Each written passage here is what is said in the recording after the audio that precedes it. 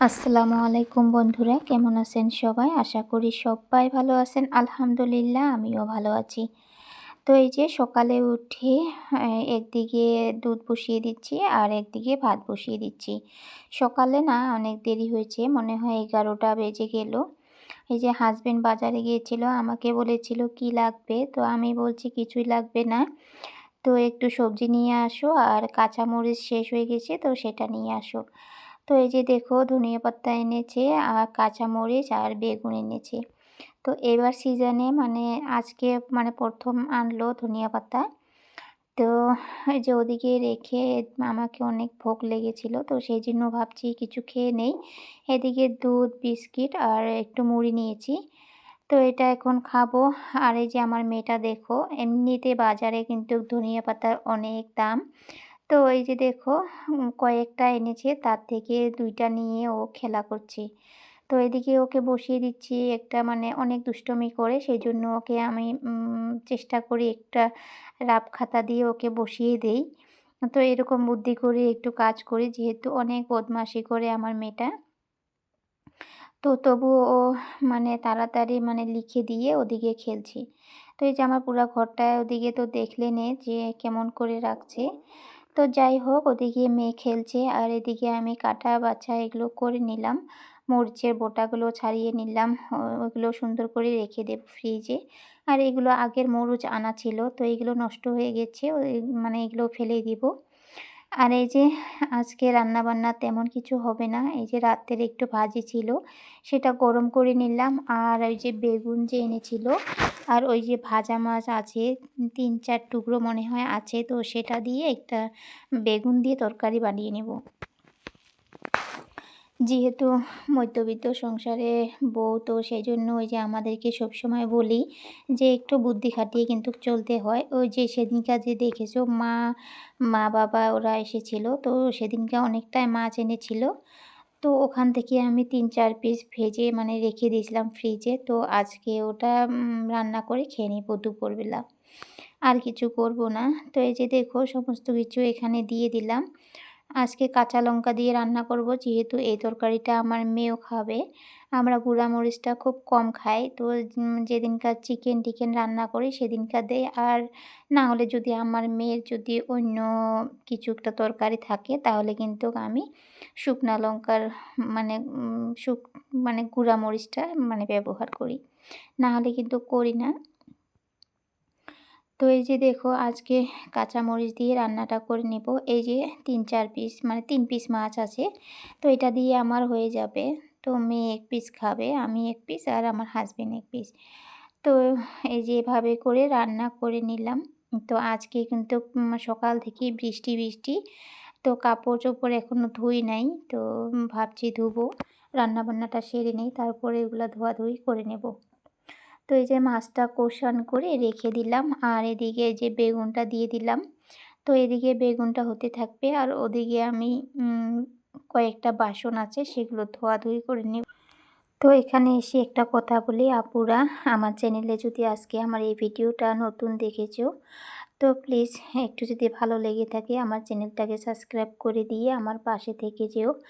আর যে আপুরা আমার এই কাজটা করে দিয়েছো তাদেরকে তো অসংখ্য ধন্যবাদ। জানি না ২ দিন ধরে আমার মানে ভিউজ আসছে না। আমার দিদিভাইরা বোধহয় আপুরা মানে দেখছে না। সেজন্য লাইকও আসছে না, ভিউজও মানে কম আসছে। তো হয়তো আপুরা মানে একটু ব্যস্ত আছে। তো আপুরা প্লিজ মানে তোমরা দেখো, কমেন্ট করো, লাইক করো। তো এইটুকু আমার তোমাদের কাছ থেকে চাওয়া। তো যাই হোক, তো আমার একটা বিশ্বাস আছে যে আমার আপুরা দেখবে, কমেন্ট করবে। তো এই যে এদিকে বাসনগুলো কমপ্লিট করে ধুয়ে নিলাম। আর এদিকে বাসন ধোয়ার পরে আমি এভাবে করে একটু মানে বেসিনটা ক্লিন করে রাখি। যেহেতু এখানে বাসন ধোয়া হয়, রান্নাবান্নার মানে যত জিনিস আছে সমস্ত এখানে ধোয়াধুয়ি করা হয়। সেজন্য বেসিনটা যদি একটু নোংরা হয়ে থাকে দেখতে কিন্তু অনেক বাজে লাগে। সেজন্য আমি কিন্তু যখনই বাসন মাজি তখনই এই বেসিনটা এভাবে করে মানে ক্লিন করে নেই। তো এদিকে বাসন মাজা হয়ে গেল আর এদিকে আমার তরকারিটাও প্রায় কমপ্লিটই হয়ে গেল। তো এটা নামিয়ে কিচেনটা একটু ক্লিন করে নেব। ক্লিন করে মেয়েকে স্নান করাবো, আমি স্নান করব। ওকে আবার ফোন করেছে ওর নানু মানে আমার বাবা, যে আজকেও, কালকে তো তোমরা দেখেছো ও গিয়েছিল, তো আজকেও ওকে নিয়ে যাবে। তো ও একদম রেডি। তো এই যে ঘুম থেকে উঠে একদম রেডি হয়ে গেছে। এই যে দেখো, একদম রেডি হয়ে মানে বেরিয়ে পড়বে। বাবা এসেছে, বাবা ওকে নিতে এসেছে। আর ওই যে আজকে বলে কুর্তাটা পরবে, সেজন্য ও নিজে মানে বের করে নিয়েছে। তো আর কয়েকদিন ধরে আপুরা আমি ঠিক সময় ভিডিও ছাড়তে পারছি না। তো কি আর বলবো তোমাদেরকে, আমার এদিকে অনেক নেটের প্রবলেম হচ্ছে আমার মানে আমার বাড়িটাতে। তো রাতে যদি আমি এডিট করে ভয়েস দিয়ে মানে রেখে দেই, তো মানে আপলোড হয় না। আর সকালে যদি রেখে দেই 2 ঘন্টা 3 ঘন্টা এমন মানে লেগে যায়। তো সেজন্য আমি মানে সঠিক টাইমে কিন্তু ভিডিও যায় না কখনো, মানে অনেক দেরি হয়ে ভিডিও যায়। আর ভালোভাবে ভিডিও করতে পারি না। সকালে কাজকর্মগুলো মানে কিছুই করতে পারি না, ওই যে ভিডিও আপলোড দেই সেজন্য। তো এই যে দেখো, ওদিকে মেয়ে কিন্তু চলে গেল বাবার সাথে। আর এদিকে আমরা এই বাড়িতে এসেছি আমরা দুজন সন্ধ্যাবেলা। তো এই যে এদিকে এসে কিছু খেয়ে তারপরে আমার ভাতিজাটাকে বলেছি মানে পানি দিতে, ও আমাকে পানি দিল। আর এই যে আমার দেওরের মেয়েটা, ওরা মানে এক জায়গায় গিয়েছিল, ওরা চলে আসলো। তো ওরা এই যে ওর মা তো ঘরে চলে গেল, ও আমার সাথে কথা বলছে। আমি বললাম যে, "মা তুমি কি এনেছো?" ও বেলুন এনেছে, কি এনেছে সেগুলো আমাকে বলছে। তো এই যে দেখো, বলে কিন্তু ও চলে গেল। আর আমরা বাড়িতে আসলাম। এসে হাসব্যান্ড বলছে মানে ভোক লেগে গেছে, তো একটু কিছু মানে বানাও। তো সেজন্য তো এই যে দেখো, একটু সেমাই ছিল আমার ঘরে, তো সেটাই বানিয়ে নিচ্ছি। তো এদিকে সেমাই বানাচ্ছি, ওদিকে আমার শাশুড়ি মা কিন্তু চলে এসেছে। তো ওরাও মানে একটু বাজারে গিয়েছিল।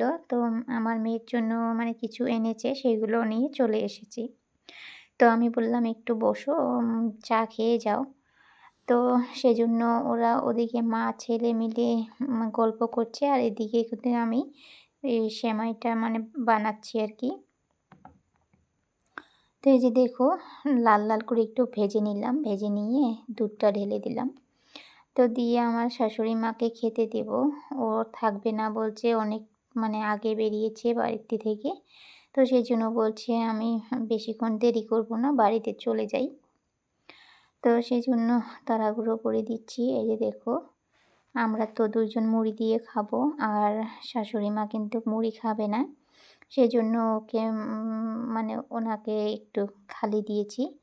তো যে সবাই মিলে খেয়ে-দেয়ে আমার শাশুড়ি মাকে গেল ধুতে মানে বাড়িতে রাখতে গেল।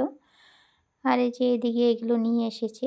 তো আজকের ব্লগটা এখান থেকেই শেষ করছি। আল্লাহ হাফিজ।